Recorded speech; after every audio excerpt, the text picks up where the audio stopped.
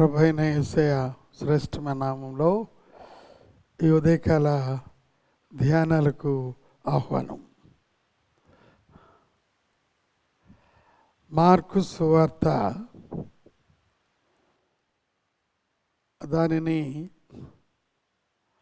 John mark అనే ఒక యవన శిష్యుడు వ్రాసినట్లుగా చరిత్రలో చూస్తూ ఉన్నాం. 16 అధ్యాయాలు కలిగిన చిన్న సువార్త గ్రంథం. ఈ జాన్ మార్కు మనకు అపోస్తల కార్యములు 12:12 కనబడతారు. ఎందుకంటే వాళ్ళ అమ్మగారి గృహం ఒక మేడగది టైపుగా అక్కడ తాను ఎప్పుడూ ప్రార్థించే గృహం. అలాగే జాన్ మార్కు మరలా పరిశుద్ధుడైన పౌలు చేసిన 2వ మిషనరీ యాత్రలో కనబడుతున్నారు. ఆయన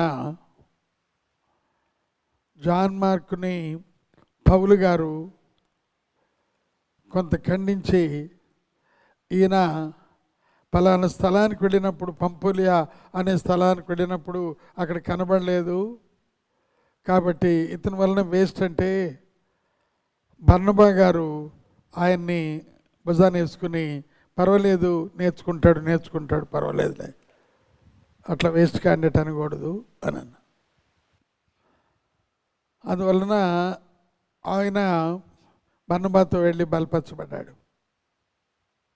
కొంతకాలానికి పేతురుతో శిష్యుడిగా శిష్యరికం చేసి ఇంకా బాగా ప్రవీణుడయ్యాడు శిష్యత్వంలో. తదుపరి జాన్ మార్కు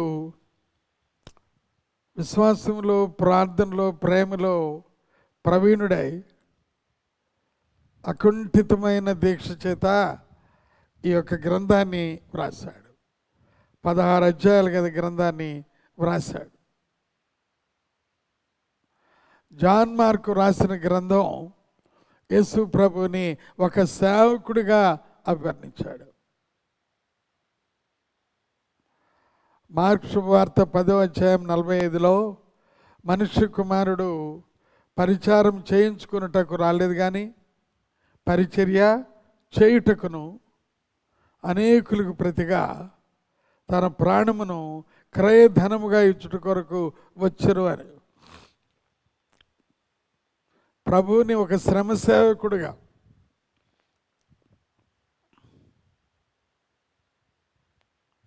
అక్కడ రోమా చక్రవర్తుల పరిపాలన, రాజులు, ప్రభువులు, వారు ఈయన వ్రాసిన చక్కని భాషలో ఈయన వ్రాసిన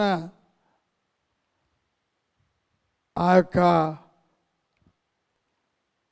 సువార్తను చదివి కొంతమంది చక్రవర్తులు యేసు ప్రభుని రక్షకుడుగా అంగీకరించారు. ఎందుకంటే వారి జీవితంలో ప్రభువులే కానీ సేవకులనే మాట వారికి లేదు. కాబట్టి వారు సేవకులుగా అభివర్ణించబడ్డారు. ఆ రకమైన గంభీరమైన సువార్త ఆయన వ్రాశారు. ఈ సువార్తలో 16వ అధ్యాయం 15వ వచనంలో మార్గారు ఇలా వ్రాశారు: మరియు మీరు సర్వలోకమునకు వెళ్ళి సర్వ సృష్టికి సువార్తను ప్రకటించుడి. నమ్మి బాప్తిస్మం పొందినవాడు రక్షించబడును, నమ్మని వానికి శిక్ష విధింపబడును. నమ్మిన వారి వలన ఈ సూచక్రియలు జరుగును. ఏమనగా నా నామమున దయ్యములు వెళ్ళగొట్టుదురు, క్రొత్త భాషలు మాట్లాడుదురు, పాములను ఎత్తి పట్టుకుందరు, మరణకరమైనది త్రాగినను అది వారికి హాని చేయదు. రోగుల మీద చేతులుంచినప్పుడు వారు స్వస్థత పొందుదరని వారితో చెప్పెను. దేవుని స్తోత్రం కలుగును కాక. గంభీరమైన సువార్త కమిషన్ శిష్యులకు ఇచ్చాడు. ఈ కమిషన్ చదివిన తర్వాత ఇంగ్లాండ్ దేశంలో ఉన్న సిటీ స్టడ్ ఒక క్రికెటర్, కోటీశ్వరుడు క్రికెటర్, ఇంగ్లాండ్ జట్టుకి కెప్టెన్, ఆయనలో ఒక అభద్రతా భావం వచ్చి నేను ప్రభువుని అంగీకరించాను, ఈ క్రికెట్లోనే నేను తేలిపోతానా అని ఈ వాక్యాన్ని చదివి ఆ రోజున తన జీవితాన్ని ప్రభువుకు సంపూర్తిగా సమర్పించుకొని ఇంటికి వెళ్ళి తన డాడీతో చెప్పాడు, daddy I want be missionary to China. వాళ్ళ డాడీ చాలా ఉగ్రుడై ఒక మాట అన్నాడు, నువ్వు మిషనరీ వెళ్ళాలంటే ఇప్పుడే వెళ్ళిపో, మామూలుగా కట్టు బట్టలతో వెళ్ళిపో, నీకేమి రాదు. డాడీతో ఒక మాట చెప్పాడు, చిన్న సూట్ కేసు సర్దుకుని, డాడీ నా పరలోకపు తండ్రి తనకున్న వాటన్నిటినీ వదులుకొని తన కుమారుడైన యేసు ప్రభువుని ఈ లోకానికి పంపితే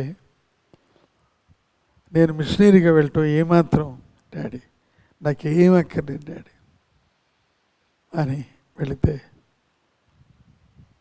ఆయన ప్రారంభించిన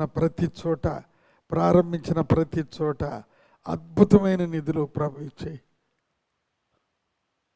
ఆ దేశంలో కొన్ని వందల మంది మిషనరీస్ని పంపించి సువార్త చేయగలిగాడు.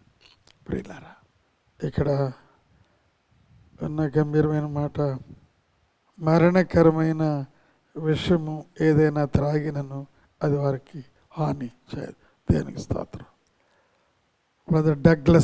డాక్టర్ డగ్లస్ గారని ఇండియన్ ఇవాంజలికల్ మిషన్ మన చర్చ్లోనే సాక్ష్యం చెప్పారు. ఆయన కోయో ఫీల్డ్కి వెళ్ళినప్పుడు ఆయనకి మొట్టమొదటిగా ట్రైబల్ చీఫ్ అక్కడే ఉండమని ఆయన భార్యకి డ్రింక్ ఇచ్చారు. ఒక అరగంట చూసి లోపల నుంచి బయటకు మళ్ళీ ఒక గంట అయిన తర్వాత చూసి లోపల నుంచి బయటకు వచ్చి ఈయన కూర్చునే ఉన్నారు. 2 గంటల తర్వాత బయటపడ్డారు. అబ్బో, దీనిలో మేము విషయం కలిపాం, 15 నిమిషాల్లోనే పడిపోవలసింది, ఇంకా పడలేదేంటి అని అంటే మాకు తెలియదండి అని వాక్యం చూపించారు. మరణకరమైనది ఏది త్రాగినను వారికి ఏ హాని చేయదు. ఆ చీఫ్ మారాడు, ఆయన డిజైపుల్స్ మారారు. గొప్ప అద్భుతం అక్కడ జరిగింది. వివరాలు ఇండియన్ ఇవాంజలికల్ మిషన్ డగ్లస్ గారిని అడగండి, అద్భుతంగా చెప్తారు. ప్రియులారా, ఈరోజు నీతో నాతో ప్రభు మాట్లాడుతూ ఉన్నారు. మనం కేవలం మనకున్న నాయకత్వ లక్షణాలు, నేను రక్షించబడ్డాం అది చాలదు, మనం శిష్యులుగా తయారు చేయాలి. దేవుని వాక్యాన్ని నమ్మాలి, దేవుని వాక్యం మనలో పనిచేయాలి, ఫలించాలి, శక్తి బలం మనలో చూపించాలి. ఆ గొప్ప కృప ఈ రోజున మన సంఘంలో, సార్వత్రిక సంఘంలో వినేవారందరికీ ముమ్మరంగా కలుగును గాక. ఆమేన్. దేవానికి వందనాలు, ప్రభానికి స్తోత్రాలు. ఆశ్చర్యకరుడు మార్కు ఆయన అందరూ తృణీకరించారు. పనికిరాడు వేస్ట్ క్యాండిడేట్ అని అతన్నే గొప్పగా లేవనెత్తి వాడుకున్నావు. ప్రభానికి స్తోత్రాలు. నీకే వందనాలు. ప్రభు అయిన యేసు నామమున అడిగి ఉన్నాం మా తండ్రి కుమార పరిశుద్ధాత్మ త్రియేకదేవుని ప్రేమ కృప సమాధానం మనందరికీ ప్రేమించు వారికి తోడై ఉండి నడిపించును గాక.